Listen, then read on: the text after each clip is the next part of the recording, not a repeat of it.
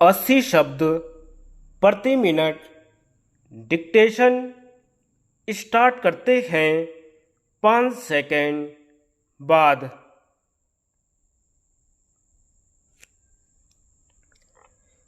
सभापति महोदय, राष्ट्रीय परिवार नियोजन कार्यक्रम द्वारा अपनाया गया विश्व स्तरीय तथा सर्वमान्य दृष्टिकोण भी 1966 से चलाए गए सघन अभियान में अपने उद्देश्यों को प्राप्त करने में क्यों विफल रहा है, इसका विश्लेषण करने पर ग्रुप विशेष के लिए आवश्यक कार्य योजना दृष्टिकोण सामने आ सकता है।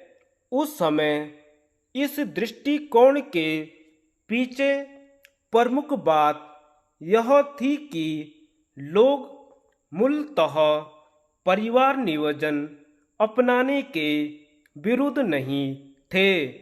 उन्हें आवश्यकता थी सूचना की, विस्तार शिक्षा की तथा घर घर जाकर सेवा उपलब्ध कराने की। इस दृष्टिकोण ने केवल किनारा छुआ जब यह अनुभव किया गया कि परिवार नियोजन को वास्तव में स्वैच्छिक आंदोलन बनाने के लिए अभी कुछ और करने की आवश्यकता है। उस समय कार्यक्रम में लक्ष्यों तथा प्रोत्साहनों की प्रणाली को शुरू किया गया। देश भर में परिवार नियोजन सप्ताह तथा पखवाड़े मनाए गए। एक सामुदायिक विकास प्रखंड दूसरे सामुदायिक विकास प्रखंड में तथा एक जिला दूसरे जिले से और अंततः एक राज्य दूसरे राज्य से ओढ़ ले रहा था, और इस प्रकार समूचा सरकारी तंत्र सक्रिय हो रहा था और परिवार कल्याण अपनाने वाले संभावित लोगों को हर प्रकार के प्रलोभन दिए जा रहे थे, परंतु दृष्टिकोण सफल नहीं हो सका क्योंकि लक्ष्य और बढ़ते गए और जनसंख्या के स्वरूप में कोई बहुत परिवर्तन नहीं आया। आज सेवाओं की गुणवत्ता तथा प्राप्त लक्ष्यों की सच्चाई दोनों ही के बारे में गंभीर प्रश्नसूचक चिन्ह खड़े हो रहे हैं, और शायद ऐसा इसलिए है कि यह सिद्ध हो चुका है कि बड़े लक्ष्यों और अनुभव की गई छोटी जरूरतों के बीच काफी विरोध पाए गए। जो भी हो, कुल मिलाकर जनसंख्या संकट की तस्वीर पहले जैसी ही धुंधली बनी रही। जैसा कि देश के प्रख्यात उद्योगपति J.R.D. टाटा ने सलाह दी कि यदि हम कम आयु वर्ग के लोगों पर अपना ध्यान केंद्रित करें तो शायद वह अधिक उपयुक्त रहेगा। उनके अनुसार 30 वर्ष से कम के आयु वर्ग की ओर शायद ही कोई ध्यान दिया जा रहा है। संगठित क्षेत्र में कार्यबल को हमें अपने उद्देश्य के लिए स्पष्ट रूप से एक पहचाने हुए ग्रुप के रूप में रखना चाहिए। अब ग्रुप दृष्टिकोण एक वर्ग की खास विशेषताओं वाले ग्रुप में निहित मजबूत ग्रुप गतिशीलता पैदा करने में सफल होना चाहिए।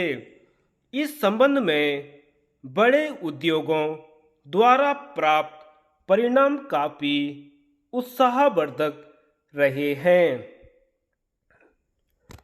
सभापति महोदय, ऐसा लगता है कि परिवार नियोजन को इस तरह अपनाने की प्रवृत्ति अपेक्षाकृत उन बड़ी इकाइयों से आगे नहीं बढ़ी है जहां श्रम बल आमतौर पर बंधा हुआ है और उन्हें स्वास्थ्य और परिवार कल्याण सेवाओं का काफ़ी ऊंचा स्तर उपलब्ध है।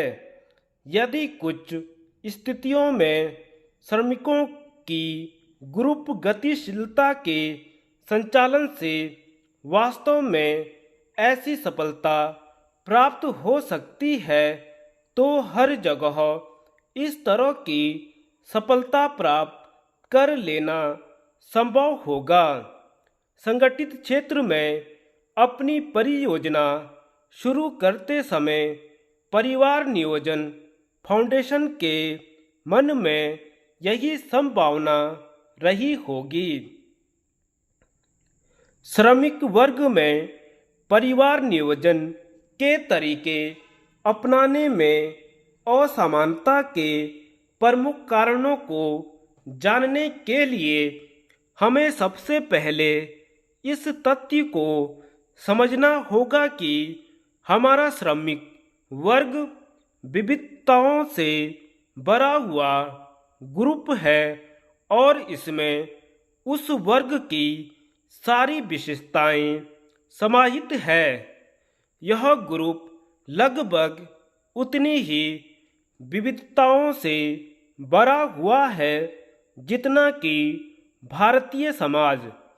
एक और बड़ी इकाइयों में काम करने वाले ऐसे श्रमिक हैं जिन्हें वे सारे लाभ प्राप्त हैं जो प्रबुद्ध उद्यमशीलता और मजदूर यूनियनों की सामूहिक शक्ति से प्राप्त होते हैं, और दूसरी ओर मध्यम और लघु इकाइयों में नियुक्त ऐसे श्रमिकों की भारी संख्या है जो अपने और अपने उद्योग की भलाई के प्रति उदासीन रहते हैं। उनमें से अधिकतर अप्रशिक्षित अथवा अर्ध प्रशिक्षित हैं और जो 2 जून की रोटी कमाने की तलाश में गांवों से औद्योगिक नगरों में आए हैं और जिनमें से अधिकतर ने अपना काम स्वयं सीखा है। रोजगार पाने के बाद वे कहीं तंग बस्तियों में रहते हैं या फुटपाथों पर सो जाते हैं और महिलाओं के प्रति जिनके मन में कोई निश्चित सम्मान की भावना नहीं है और बच्चों तथा परिवार के प्रति कोई जिम्मेदारी का रवैया नहीं है। परिवार नियोजन, जो कि जिम्मेदार अभिभावक होने का श्रेष्ठ उपकरण है, उनकी दिनचर्या में बिल्कुल शामिल नहीं है। उनका समाज वास्तव में प्रवाहमान समाज है और जो अपनी जड़ से कटा हुआ है, इसलिए उसमें अपने प्रमुख ग्रुप की सारी विशेषताएं भी जुड़ी होती हैं। परिवार नियोजन अपनाने की भावना तभी श्रमिक में जागृत होगी और तब उसकी अपने भविष्य को बेहतर बनाने की इच्छा हो। इस परिवर्तन की मुख्य विशेषता सुव्यवस्थित पारिवारिक जीवन है, जिसमें महिलाओं के लिए उचित स्थान की गारंटी हो। परिवार नियोजन फाउंडेशन का मुख्य उद्देश्य परिवार नियोजन को परंपरागत सीमाओं से बाहर उठाना है। धन्यवाद।